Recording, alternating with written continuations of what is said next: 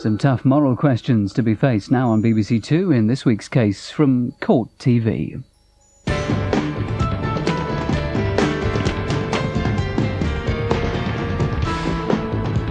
Do we believe in forgiveness?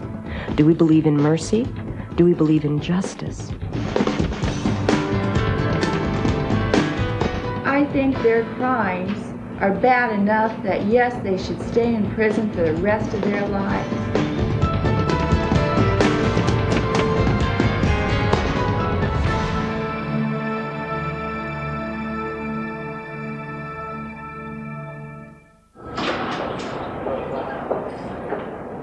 I've been here 25 years. Well, of course I would love to be free.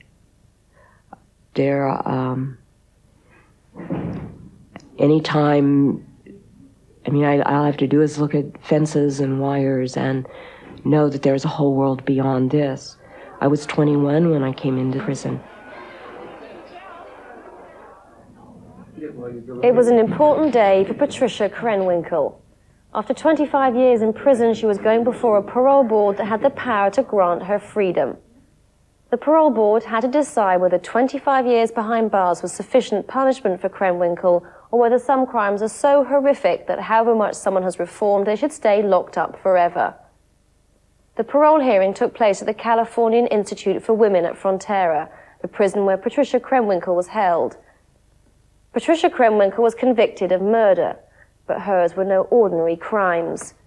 She was arrested in 1969 with Charles Manson and other members of the Manson family for a series of murders that took place in Los Angeles over 2 days.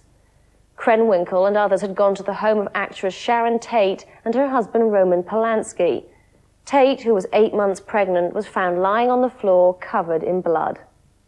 Abigail Folger, her boyfriend Wojciech Frykowski, Jay Sebring, and 18-year-old Stephen Parent were also killed. The murders continued the following night, when members of the Manson family went to the home of businessman Leon LaBianca and his wife Rosemary. They were both stabbed and beaten to death. In total, 7 people had been murdered. The killings were sadistic and ritualistic. Manson said he'd wanted to start a race war, taking wallets from the white victims and leaving them in black areas of the city.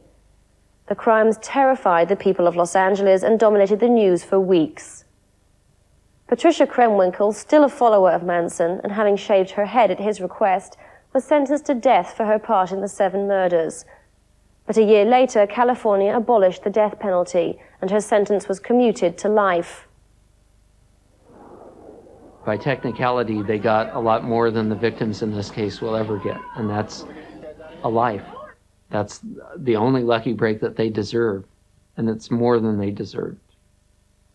I have been granted the right, after they removed the death penalty, to return to a parole board for them to consider within their hearts and their judgment whether or not I fit a criteria which they go down and read and decide, are you fit? So it's up to them. You know, when I hear people speak about the death penalty and saying, well, isn't it cruel and unusual? I have to say, absolutely not. You want to see cruel and unusual? Or cruelty? Let me show you what they did to my sister and all the other victims. I'll show you cruel. What they did was cruel. We think so much more about them than they ever gave a thought about their victims. Patricia Tate would have a chance to tell the parole board how she felt about Krenwinkel during the hearing. Nick Clark reports. The state of California has some of the toughest policies on crime in the United States. The death penalty has been reinstated, and the policy known as 3 strikes and you're out has been introduced. That means life sentences without parole are now mandatory after 3 serious convictions. Members of the parole boards are political appointments chosen by the state governor. At the Krenwinkel hearing, the board consisted of 2 retired homicide detectives and a former Republican state assemblywoman. Patricia Krenwinkel was represented at her parole hearing by Wendy Park, a criminal defense lawyer who has attended numerous parole boards for a variety of clients. Park has represented Krenwinkel for the past 10 years. Stephen Kay was present to oppose parole for Krenwinkel.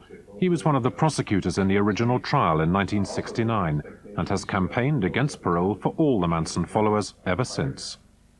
Patricia Tate, who was 11 years old when her sister Sharon was murdered, was also at the hearing to oppose parole. She has become one of California's leading advocates of victims' rights. The members of the parole board had to review Krenwinkel's prison record and to decide whether she understood the magnitude of the crimes and felt any remorse. Above all, they had to judge whether she still posed a risk to society. They began the hearing by asking Krenwinkel in detail about her crime. Raise your hand, so she may be sworn. Do you swear or affirm the testimony you're about to give to be the truth and the whole truth? I do. Okay. As I understand the statement of facts, on August 9, 1969, the prisoner in the company of crime partners Charles Watson, Linda Kasabian, and Susan Atkins drove to an address on Cielo Drive in Los Angeles. And thereafter, as a result of their actions, 5 individuals were murdered. At that time, the prisoner was armed with a knife, and crime partner Watson was armed with a .22 caliber revolver. Prior to entering the residence, Watson cut the telephone wires leading to the residence, and then the prisoner and crime partners climbed over a wall and entered the property. At that time, victim number 3, Steve Parent, apparently was leaving the property. He was confronted by Watson and was shot 4 times. Then the prisoner and crime partners went into the residence, and the victim in count 2, Frankowski, was asleep on the couch. The victim in count 4, Tate, who was 8 months pregnant, was in her bedroom talking with the victim in count number 5, Jay Sebring. Victim in count 1, Abigail Folger, was in her bedroom. The victims were taken into the living room portion of the residence, where the victim, Sebring, attempted to escape and was shot by crime partner Watson. And after that, there was, I guess, a lot of confusion, people running around. Is that correct? Yes. And thereafter, the other victims were attacked and killed. And the one victim, Folger, ran out of the back door, and she was pursued by you. Is that correct? Yes, that's true. And you stabbed her several times? Yes, I did. Has she made it out to the yard itself? Yes, she did. And what was she doing? She was running. She was fleeing. Okay, was she clothed, or? Yes. And how did you catch up to her? What happened when you caught up to her? I stabbed her. In the back? Yes. She turned around. Did she fall immediately? Yes. Okay. How many times did you stab her? I have no idea. It says that in total, the victims at that location suffered approximately 102 stab wounds. Did you stab any of the other victims? No, I did not. How about Frykowski? No. Did you do anything to Frykowski? No, I did not. Did you assist in tying him up, or? No, I did not. Okay. How about Tate? No, I did not. Did you contact Tate? No, I did not. Okay. We may come back to this area, and one of the other commissioners might have some questions about the life crimes. Right now, I'm going to go into the other factors, social factors, and... The parole board then turned their attention to Krenwinkel's background. They wanted to know whether she had a criminal record before the killings, and to ask her about her history of drug use. First, they reviewed her family background. No, that's fine. You were born in Los Angeles, Yeah. right? And your parents separated when you were about 14 or 15. And your sister, you had one sister named Charlene Mann, who was older than you, and ultimately she became addicted to drugs, and she died when she was about 29 years old. Is that correct? Yes. You lived primarily with your mother? Yes. Okay. And you did graduate from high school? Yes. From University High? Yes. Okay. And then, in general, you were on the road after a period of time, and ultimately you held several different jobs, and at some point in time you quit the jobs and you ended up joining up with the Manson family. And I know that's kind of a synopsis of your life prior to your incarceration, but... And the other commissioners may want to ask some questions about that later on. In terms of your prior record, I know that you were arrested for possession of dangerous drugs in Ukiah. That was dismissed. Yes, it was. Did you know that you started taking drugs when you were about 14 or 15? I assume those were prescription drugs at that time due to your having been overweight. The doctor prescribed some Benzedrine? Yes, that's right. And ultimately, you started using illegal drugs. Yes. And you used marijuana, reds, whites, acid, Alcohol. and other marijuana derivatives, peyote and things like that. There was some indication that as a result of having used the LSD that you had taken, quote, quite a few trips. Approximately 250 to 500, probably. You came to CIW in April of 1971, and you've remained in this institution since then. Your classification is 0, and you've never had any disciplinary crimes. Is that correct? That's correct. But that's pretty remarkable that you haven't had any disciplinary. That's unusual. During her time in prison, Patricia Krenwinkel has been involved in a number of the voluntary programs at Frontera.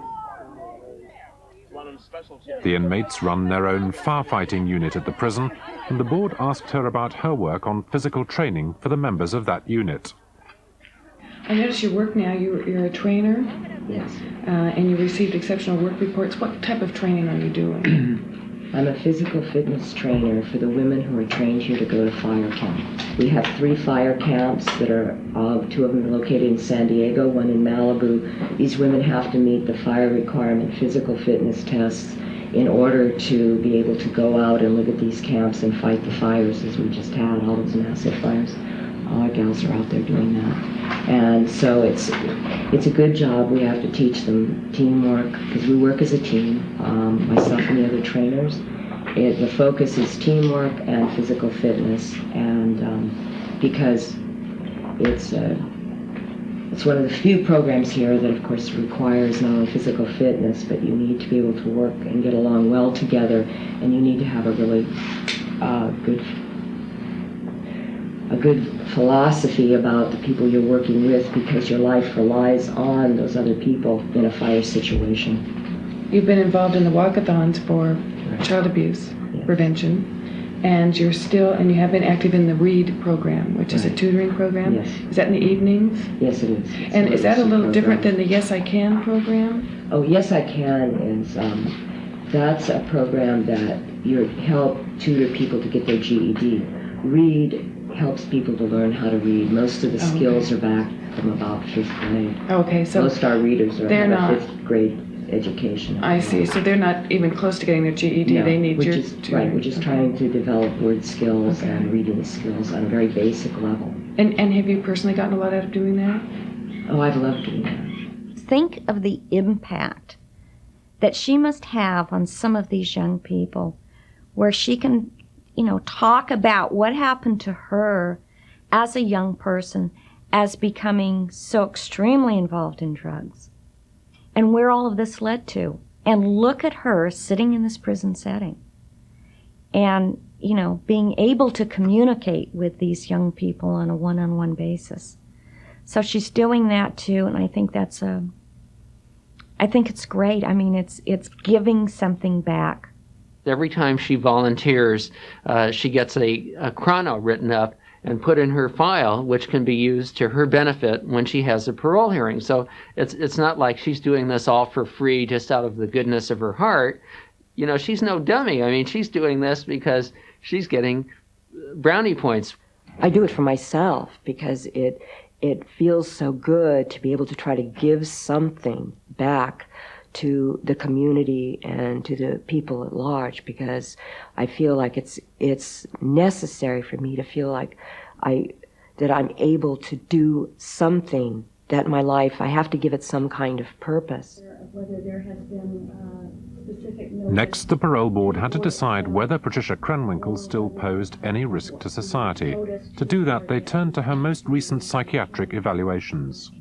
The major progress is in your ability to gain insight into yourself and in being affirmative and aware of yourself.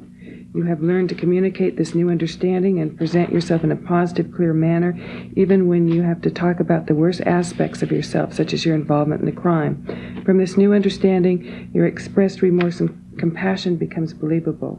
There was no sign of mental disorder presented in the interview, even when you have to talk about the worst aspects of yourself, such as your involvement in a crime. And under the general conclusions, they say that there's no significant relationship between the crime and the present diagnosis. During observation in the institution, especially during the last 3 years, you have significantly improved and are still improving. And under parole release, it says violence potential outside a controlled setting at the time of your crime is considered to have been extreme due to your total dependency and drug addiction. At present, your violence potential is estimated to be well below average. He goes on to say that you are a violent criminal only by history and you do not pose a threat at the present level of functioning in this setting, and it is predicted that you would not present a threat in the uncontrolled setting if released into the community at this time. This inmate has made over the last 3 years is substantial and positively affecting your personality. Do you agree with that? Do you feel that you've come a long way in the last 3 years? Yes, I do. Okay. The parole board then questioned Patricia Krenwinkel again about her crimes. They were looking for inconsistencies in her story and for any signs of remorse. I did have a couple questions. In regards to the first residence that you went to, the Polanski residence, prior to leaving the ranch, you armed yourself with a knife, didn't you? Yes, I was given them. Okay. And when you went there, and Mr. Watson was cutting telephone wires, you were pretty well aware of what you were going to go into the residence for, weren't you? At the most, I wasn't sure what we were going to do until he said what we were going to do. I had no idea. Because at that point in time, like I said, we had been going and doing robberies, basically. We had been stealing things. I had no idea that that's what the intention was at all. Okay, when you been expressed. Okay. When you say you had been doing robberies, what do you mean by robberies? Were you stealing from people, or you were stealing out of houses, or? Well, actually, there had been a couple robberies that were done in houses, yes. Where the victims were present? No.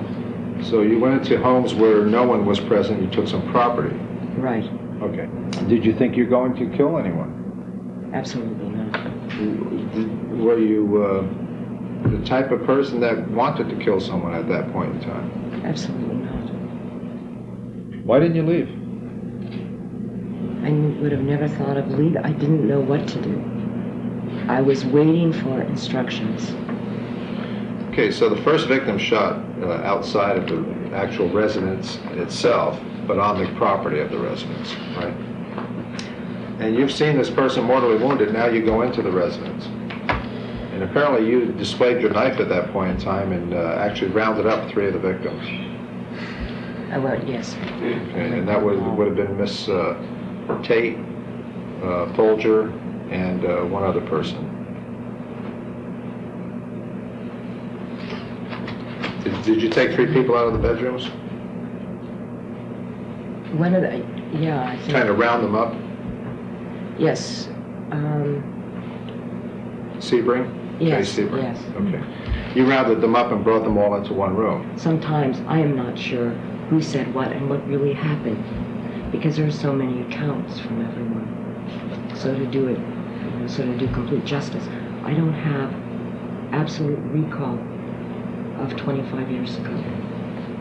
I guess the issue here is when I first listened to what you had to say, I got the impression that you were very naive, didn't know what was going to happen there, went in, were caught up in this thing. One woman runs outside, you chase her and stab her, and then you kind of go off into the distance at the back house, and then all these other terrible things happen to everyone in the house. But actually, your role was a little bit different than that. You actually did help round up the people inside of the house. And as a matter of fact, when you rounded them up, I believe that's about the time that Miss Folger began fighting with you. She actually fought with you in the house, didn't she? Yes, when they were trying to tie the people up, yes. Okay. And how about Sebring? He started to... Yeah, he fought with Tex. And then he ended up being shot at that time. Yes. And Folger ran outside, and that's when you pursued her Yes. After the initial fight and ended up stabbing her.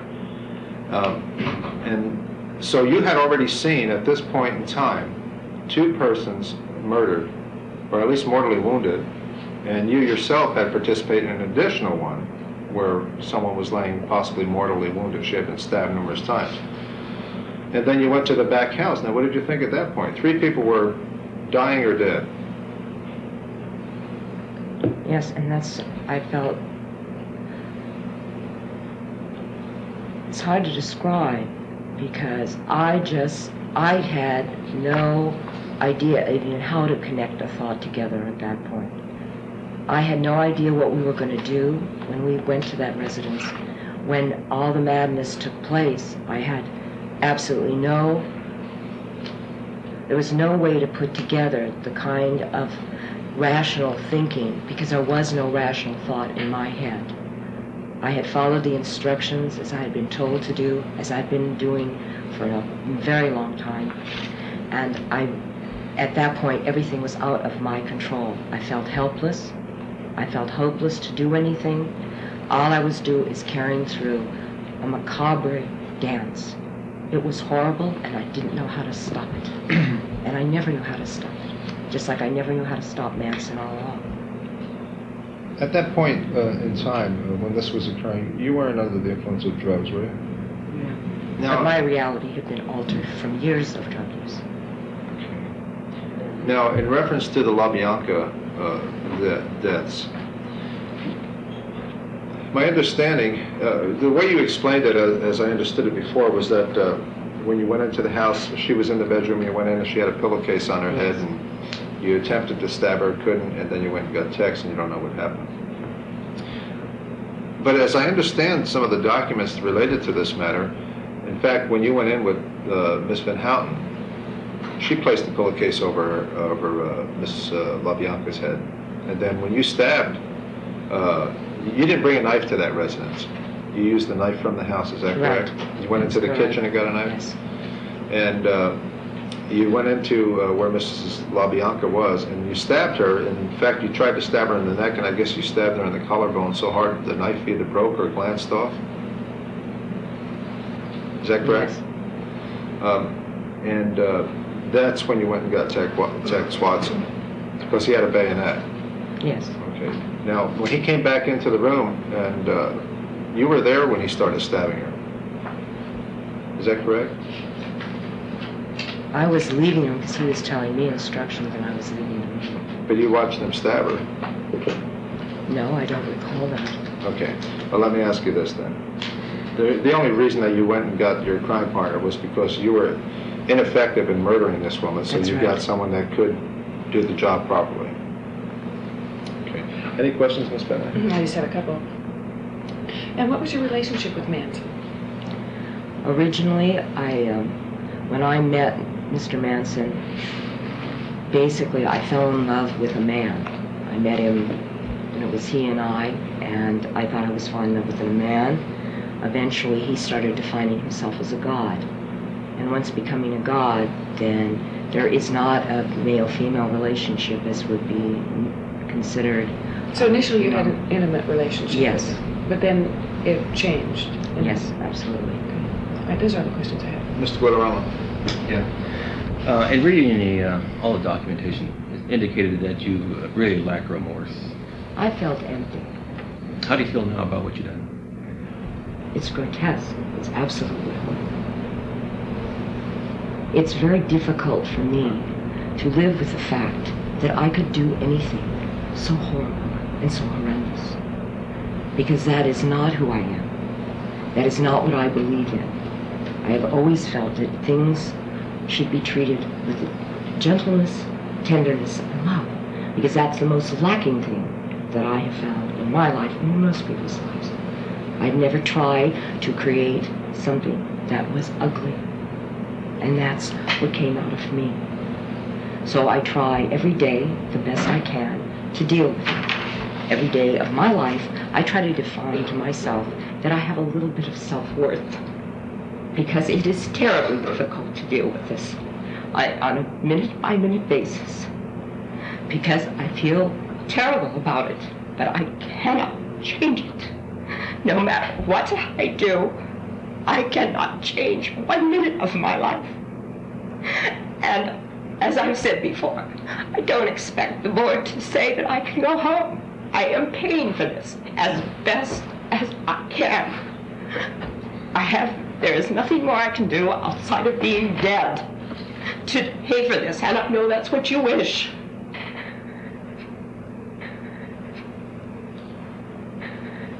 But I cannot take my own life. Please. I'm sorry. I don't have any other questions. Thank you. Ms. Krenwinkel, why don't you take a second to compose yourself? Krenwinkel, I think a lot of her tears are crocodile tears. I've known her too long. I don't believe her remorse. I think that she's sorry because she got caught. I've known Pat 10 years. I've talked to her. She's never broken down like that. It was so emotional that you don't get those emotions unless they're deep within you. And that has to be the truest show of what she was really feeling that I've ever seen. And how dare he say, oh, this is just a big show. For Stephen Kay, remorse was crucial to any parole.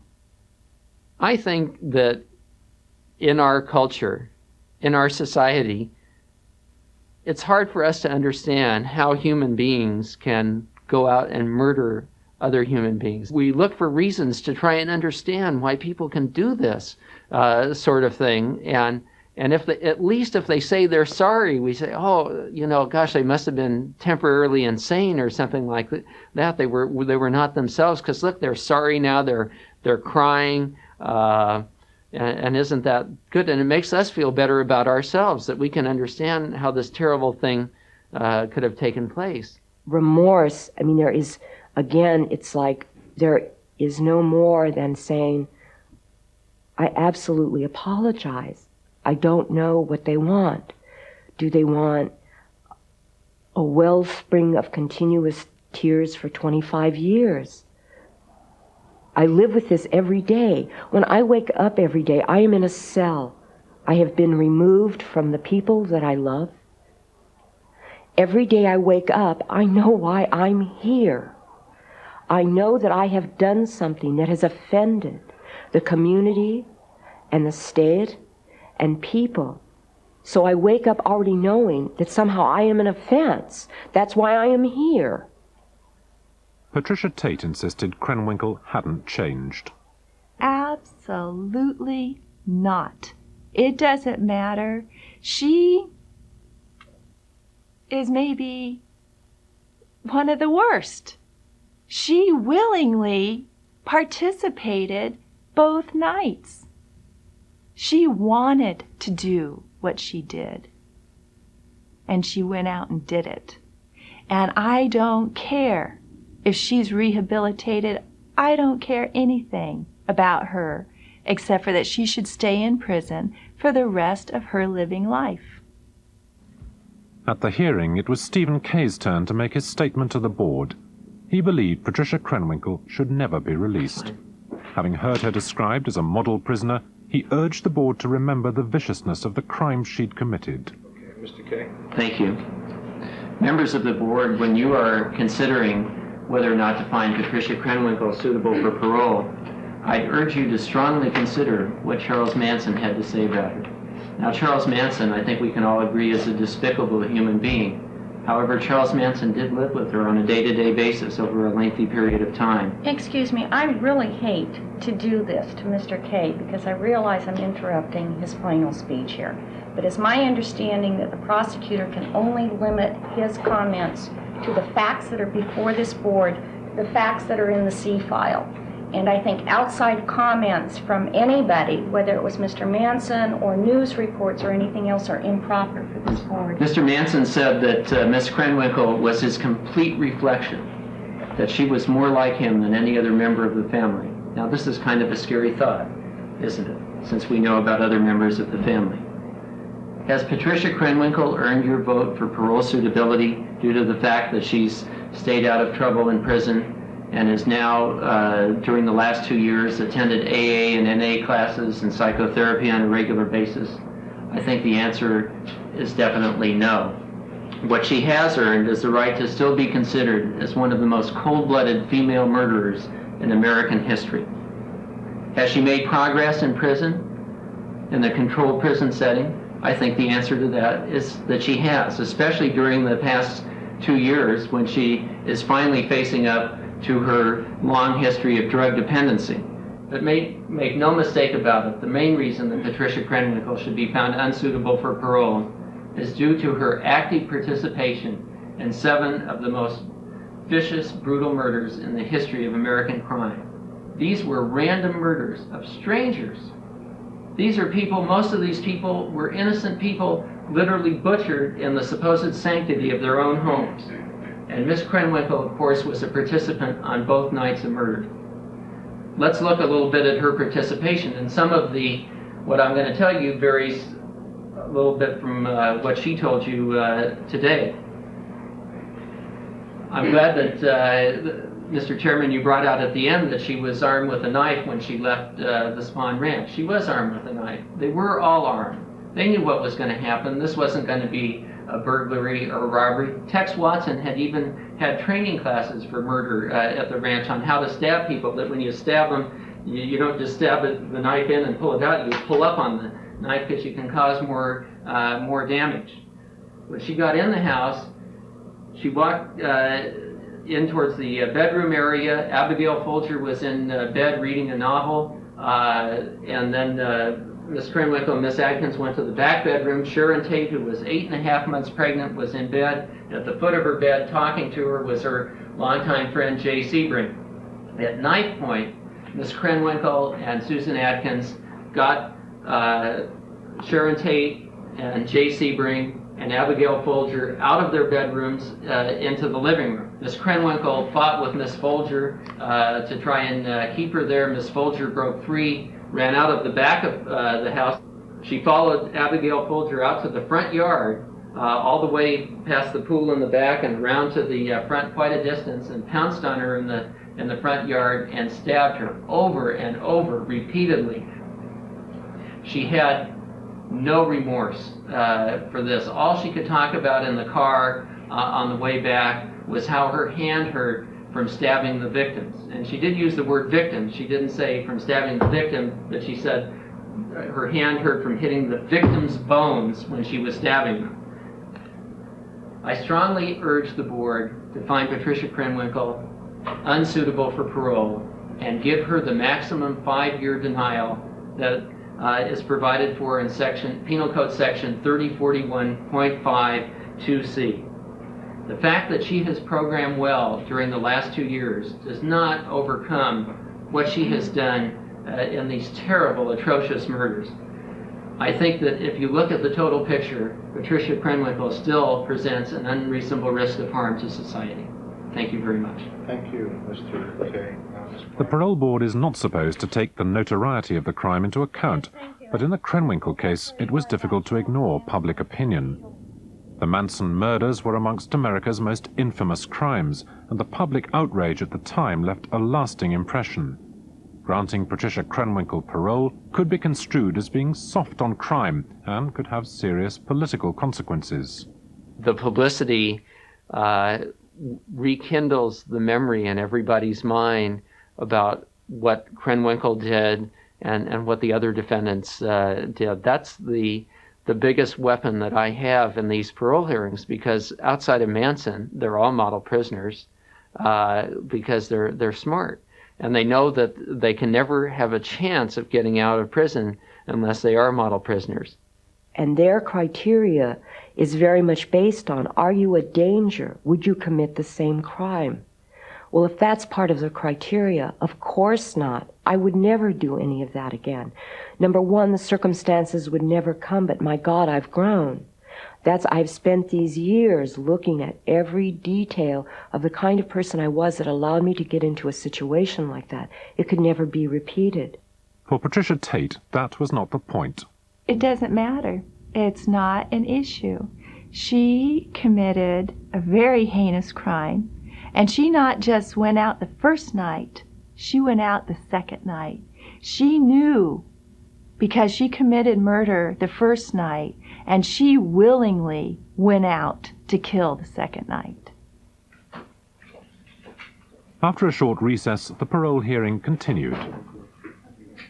It was Wendy Park's chance to persuade the board that Patricia Krenwinkel had changed and that she was no longer a threat to society. She had to impress on them that they should be looking at Krenwinkel's recent record and not going back over the crime itself. If the crime itself is something that will keep her in here for the rest of our lives, then please let us know now. We will end this meeting and we will go outside and take the court's determination on this. The crime itself cannot be changed. It was a horrendous crime. It has been talked about in detail here today. That can never be changed. Miss Krenwinkel cannot change it. I can't change it. Mr. Chick K can't change it. Ms. Tate can't change it. Nobody can. So what is the purpose then at this point? Is to say, is there something that this woman can provide to society in a safe manner? Is there any good that has come from the fact that her life was not taken? And that's the point we're starting from.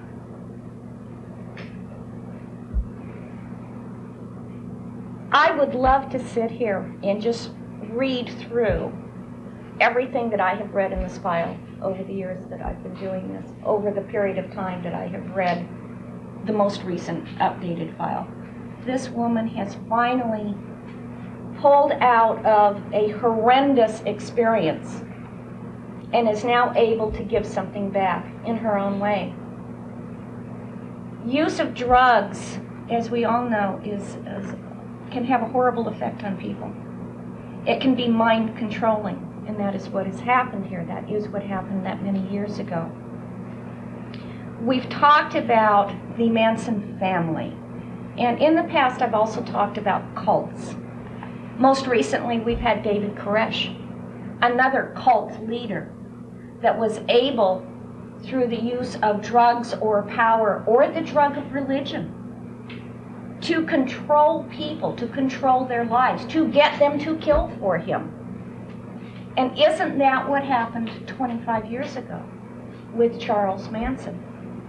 In his ability to take people that were hurting for whatever reason. They were hurting because they wanted something they couldn't find. They were hurting because they were using drugs. They were feeling insecure. He knew how to take somebody and say, come with me, I'll make you feel good, I'll make you happy. And along the way, let me keep your mind under control because we're going to feed you as much drugs as we possibly can. And I will eventually, through my powers, through my personality, be able to convince you that I am the all-powerful and you will do what I say. That is something that happened 25 years ago. But that is now past. Has this woman progressed to a point where a date should be considered? I think it's time to do that. I think it's time to say, we will give you a date. The standards for determination of suitability go in a number of areas. One is social history. The social history is not significant to negate a parole date. The past and present mental state. We understand now what the mental state was at the time. It was practically non-existent. It was controlled by another person. The mental state that we have today, as shown in the most recent psychological report, is the fact that Ms. Krenwinkel is a person that should be suitable for parole. She is not a danger to society. I grew up so very frightened of these people. It's therapeutic to speak out to them because you're not just speaking to a person, you're speaking to the perpetrator, the people that did it. And so it's kind of like gets it off your back a little bit to know that they have to hear you. They have to hear what you have to say. At this time, Patricia Tate was at Krenwinkel's hearing to speak against parole. After her sister Sharon Tate was murdered, their mother started a campaign to increase the rights of victims' families. She asked Patricia to carry on the work, and the campaign has achieved some important changes in the law. Now, victims' families in California not only have the right to appear at parole hearings, they can also have the last word to the board. I don't trust her. I don't trust any of these people. I don't want them out. I think, as her attorney said, I think their crimes are bad enough that, yes, they should stay in prison for the rest of their lives. Like my sister will stay in her grave for the rest of time, and her baby, and Abigail Folger. I'm sorry. I remember, I feel like she's lost, like she has no memory of what happened that night and what she did. And she didn't know him. I knew him. I knew Gibby. Does she remember what they looked like? Does she remember when she led my sister down the hallway? What she looked like? She doesn't hardly remember what she did. Did she ever bother to even look at these people? Or she was so bloodthirsty that she just went out and did and was willing to participate, obviously, in everything that she did do? I've seen the pictures of the aftermath of what she did and the rest of these prisoners did to my sister, to Gibby, to Jay, to Wojtek, to the kid out in the car. And there's no face with this story. Well, I remember my sister's face, and I remember her belly that stuck out to here.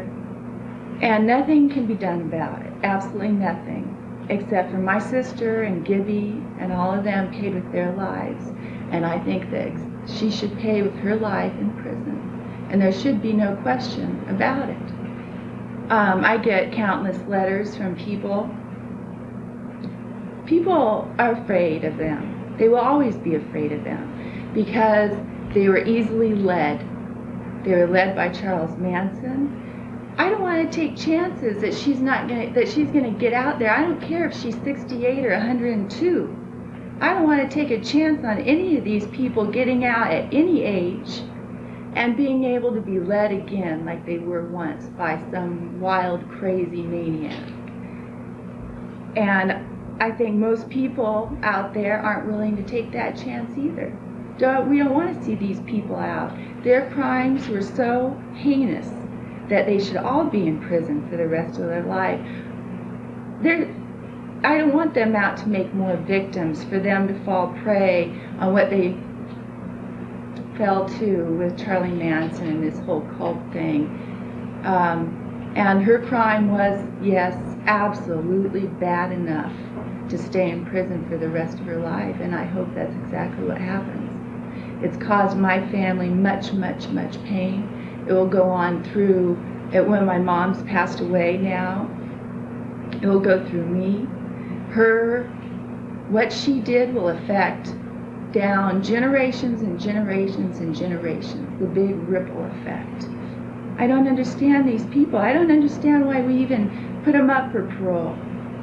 I don't know why we sit here. But that's her right, and that's my right to come in here and speak my mind, and I am thankful for that. I don't think it's fair that she's sitting there in the parole hearing. It can only serve one purpose, and that's to influence the board in an area they should not be influenced in.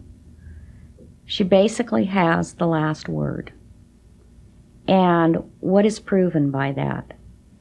Everybody else has to follow certain rules on what they can say or discuss in a board hearing. But apparently, whether there are rules towards this victim or not doesn't mean anything, because the board certainly lets them ramble on. And it's just to get the sympathy of the board. But that's not what they're there for. Thank you for your consideration. The parole board had heard all the evidence. They now had to make their decision on Patricia Krenwinkel, whether to grant her parole or to deny it for a period of up to 5 years. Maybe one day we'll actually get somebody that isn't afraid of the governor, that isn't afraid of other political appointees and will say, I've reviewed all of this and I think it's time to let go. In California, by the definition of the penal code, the reason that a defendant is incarcerated is for punishment. There's nothing about rehabilitation. Rehabilitation is great, and if that happens, that's wonderful. That's a byproduct of a good prison system. But that's not the reason we send people to prison in California. It's punishment. A long time ago, although they've removed rehabilitation, rehabilitation itself means rehabit. It means they take you out of society, and then eventually you gain the skills to rehabit and go back into the community from which you've offended or you have committed a crime and you've done something wrong. The prison system is set up for many purposes. Retribution is one of them, but the biggest issue is safety, isn't it? The biggest issue is to not make more victims. If we decide people are just no good and are no good ever, then do we just eliminate them? Or do we believe that people do change, and if we do, then do we give them second chances? Do we believe in forgiveness? Do we believe in mercy? Do we believe in justice? The parole board called Patricia Krenwinkel back into the hearing. We're back on record. The time is 20 minutes after 10. They had taken just 15 minutes to make their decision. It was time to tell Patricia Krenwinkel the outcome. Ms. Krenwinkel, the panel has reviewed all the information received from the public and relied on the following circumstances in concluding that you're not suitable for parole. The board had decided to refuse parole to Patricia Krenwinkel. Society and a threat to public safety if released from prison. The offenses were carried out in especially cruel and callous. But it was not denied for the maximum period, and she will be allowed to reapply in 3 years' time. By then, it will be 28 years since Patricia Krenwinkel was convicted. She will have spent more than half of her life in prison.